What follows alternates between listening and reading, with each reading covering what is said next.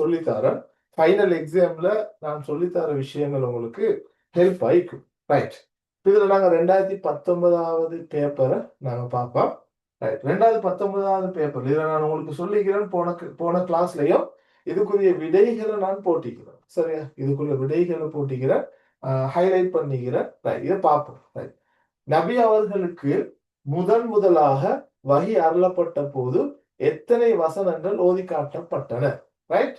அப்ப உங்களுக்கு தெரியும் 5 வசனங்கள் ஓதி காட்டப்பட்டுச்சு. ரைட். இதுலயே நாங்க வருவோம். முதலாக இறங்கின சூராட பேர் கேட்டு வரும். சரியா? அப்ப நீங்க சொல்லணும் சூரா, அதாவது சூரா சூரா அலக். சரியா? சூரா அலக்குடைய முதல் 5 வசனங்கள். சரியா? 5 என்று வார நேரம் சில நேரம் எந்த சூறா இறங்கிச்சு அல்லது எந்த சூறால 5 வசனங்கள் இறங்கிச்சு என்று கேட்டா சூரா அலக்குடைய முதல் 5 வசனங்கள் சொல்லும். ரைட். இதே நேரம் முதல் வகை இறங்கின மலையை கேட்பாங்க. சரியா? அது உங்களுக்கு தெரியும், ஹிரா குகை. சரியா? 2 குகை இது. ஒன்று தௌர் குகை, அடுத்தது ஹிரா குகை. நல்லா ஞாபகம் வச்சுக்கொள்ளுங்க பிள்ளைகள். வகி இறங்கினது ஹிரா குகையில என்றதை நீங்க மறக்க கூடாது. நபி அவங்க அபூபக்கரோட மறைந்து ஒளிஞ்சது, ஹிஜ்ரத் போற நேரம் ஒளிஞ்சது தௌர் குகை. சரியா?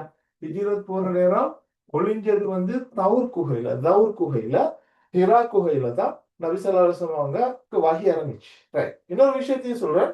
இந்த ஹிரா மலைக்கு சொல்லுவாங்க. சரியா? 2 மலைக்கு விசேஷமான பேர் இருக்குது. ஒண்ணு ஜபலு நூர் ஒன்னிக்குது, ஜபலு ரஹ்மான் ஒன்னிக்குது. சரியா? கொஞ்சம் பார்த்துக்கலுங்க.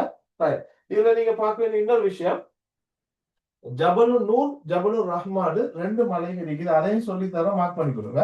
சரியா? ஜபலு ரஹ்மா என்று சொல்லி ஒரு மலை இருக்குது. 2வது இருக்குது ஜபலு நூர் என்று சொல்லி ஒரு மலை. சரியா? ஜபலு நூர் என்று சொல்றது ஜபலு நூர் என்று சொல்றது, நான் கதைக்கிறது விளங்குது இல்லையா? மத்தாக்கள் ஆன்சர் பண்ணுங்க. சிலாக்களுக்கு விளங்குது இல்லைன்னு போடுறாங்க. இவ்வளவு நாள் நான் இதுலதான் செஞ்சேன். ஆக்களுக்கு கதைக்கிறது கேட்குது இல்லையா? கிளியரா இல்லையா? விளங்குது விளங்குது சிலாக்கள். அப்ப clear sir. Right. Okay. Time பெய்து கொண்டிக்குது. அதெல்லாம் இன்னும் கம்ப்ளைண்ட் பண்ணி கொண்டிக்க வேணாம். நான் ரெக்கார்டிங்கும் போடுவேன். சரியா? ரைட். அப்ப இதுல கவனமா பார்த்துக்கணுங்க. ஜபலு ரஹ்மான் ஒரு மலை இருக்குது, ஜபலு நூறுன்னு ஒரு மலை இருக்குது. சரியா? ஜபலு நூர் இந்த ஹிரா குகைக்கு சொல்லுவாங்க. மார்க் பண்ணிக்கொள்ளுங்க. ஜபலு நூர் ஹிரா குகைக்கு சொல்லுவாங்க. ரைட். ஜபலு ரஹ்மா அரஃபா, அதாவது அரஃபா மலைக்கு தானே ஹாஜிகள் அரஃபா, அந்த அரஃபா மலையில இருப்பாங்க தானே. அதாவது துல்ஹஜ் பிறை 9ஆம் நாள் அரஃபா மலையில ஹாஜிகள் இருப்பாங்க. சரியா? அந்த அரஃபா மலைக்கு நாங்க சொல்லுவோம் என்ன சொல்லுவாங்க? ஜபலு ரஹ்மான்னு சொல்லுவாங்க. ரைட். இது ஹிரா மலைக்கு சொல்லுவாங்க ஜபலு நூர்னு சொல்லுவாங்க. ரைட். அதையும் மார்க் பண்ணிக்கொள்ளுங்க. ஓகே. அப்ப இவ்வளவு போதும் உங்களுக்கு. நபியாக முதலாக வகி அருளப்பட்டப்போ தன்னை எத்தனை வசனங்கள். இதோடய சேர்த்து இன்னொரு விஷயத்த சொல்றேன். சரியா? என்னன்னு சொன்னா, இந்த ஹிரா குகையில இருந்து என்ன போத்துங்க எனக்கு நடுங்குது என்று சொன்ன போது அவங்களுக்கு ஆறுதல் படுத்தின மனைவி ஹதிஜா அலி இல்லையா? அந்த நேரம் ஹதிஜா அலி அவங்க முகமது நபி அவங்கள கூட்டிட்டு போன ஒரு பாதிரி இருக்கிறார், ஒரு ஃபாதர் இருக்கிறார், பாதிரி, கிறிஸ்தவ பாதிரி. அவர் யாருன்னு கேட்டு வரும், வரக்கத் இப்னு நௌஃபல். சரியா? வரக்கத் இப்னு நௌஃபல் சொல்லுவாங்க. சரியா? வரக்கத் இப்னு நௌஃபல் சொல்லுவாங்க. ரைட். இதுவும் கேட்டு வரும்.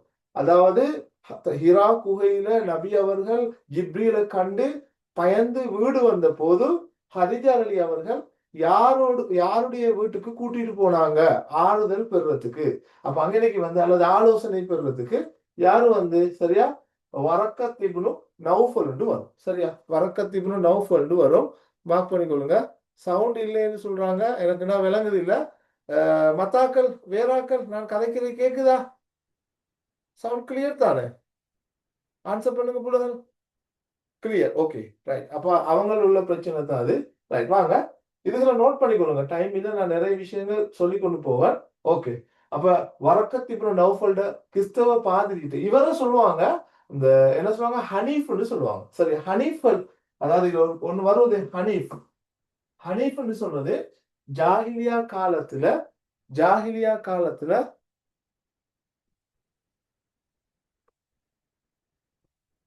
இதுல இதுல வந்து விளையாடவானா, நான் படிப்பிச்சுட்டு இருக்கிறேன், போனை வச்சுக்கொண்டு நோட் எடுத்து கொண்டிருங்க, சரியா?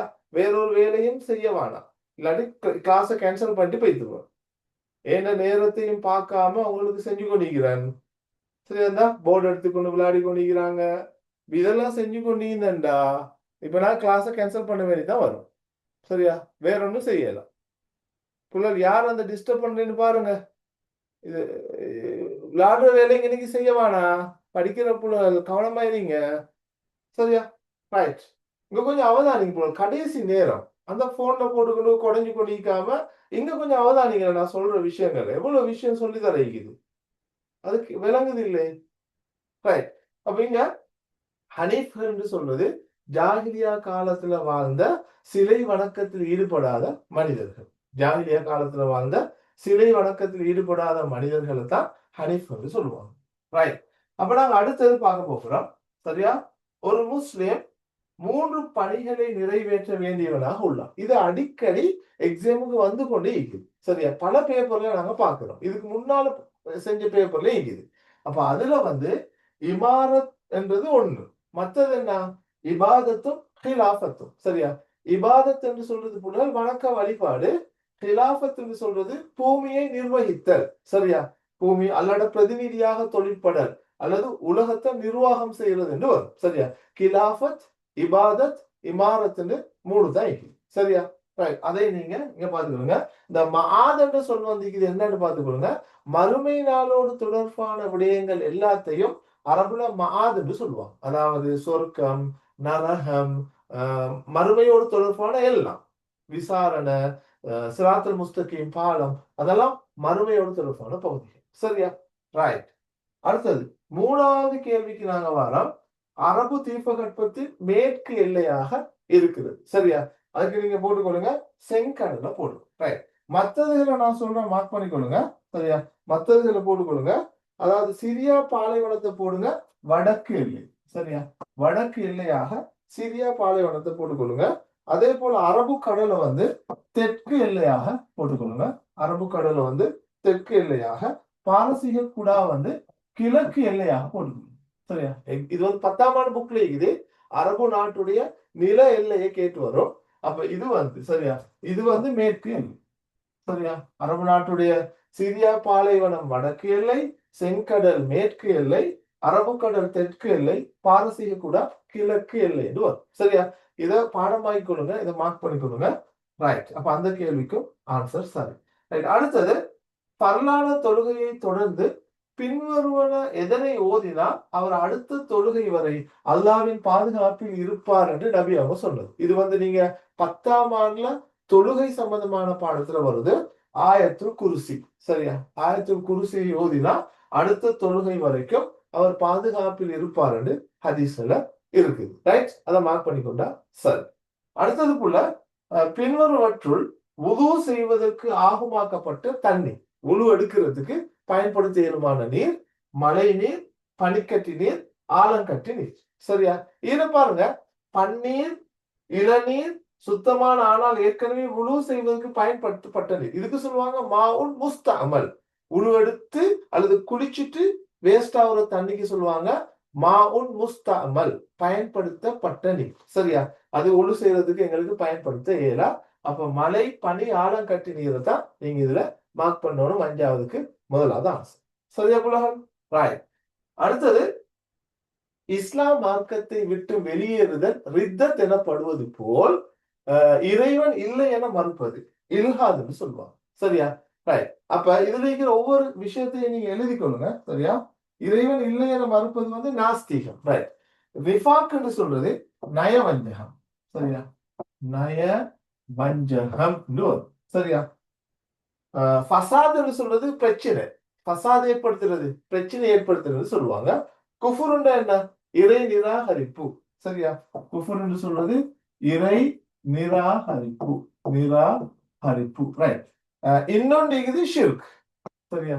ஷிர்க்குன்னு சொல்லிக்கு தானே, ஷிர்க் வந்து இணை வைப்பு, சரியா? ஷிர்க் வந்து இணை வைப்பு.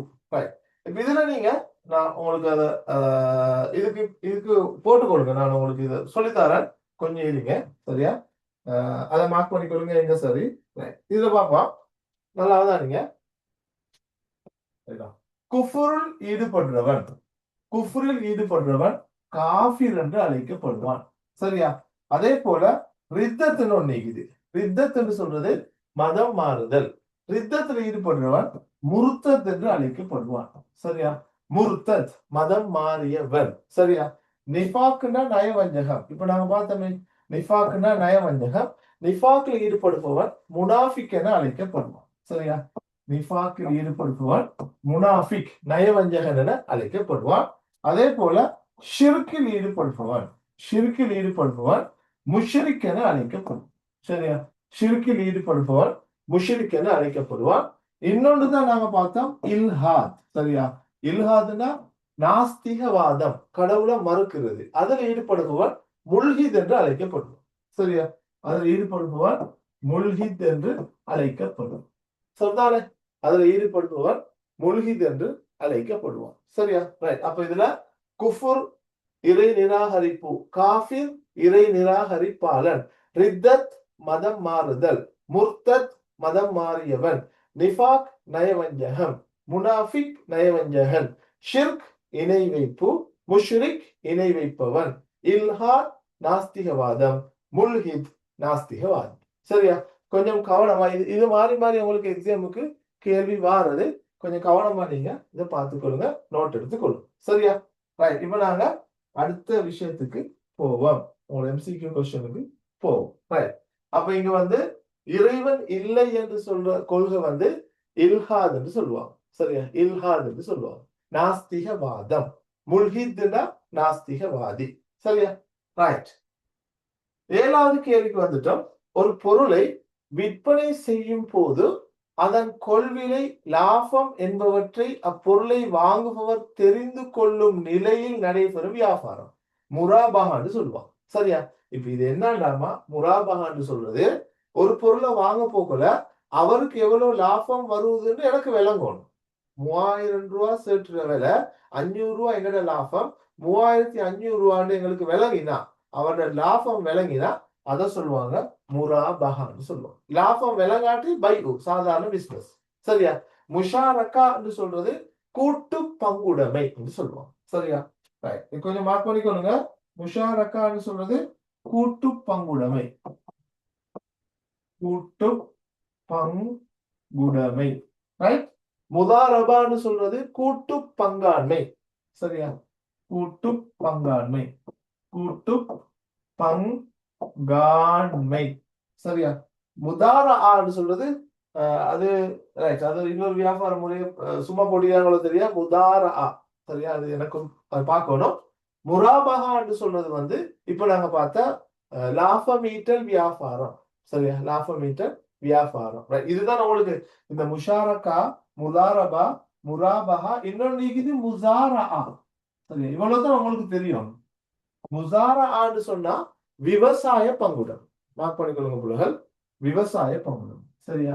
விவசாய பங்குடைமை. முசாரஆன விவசாய பங்குடம். இந்த 4 வியாபார முறைகள் தான் இதுல வாரது. சரியா? விவசாய பங்குடம். ரைட்.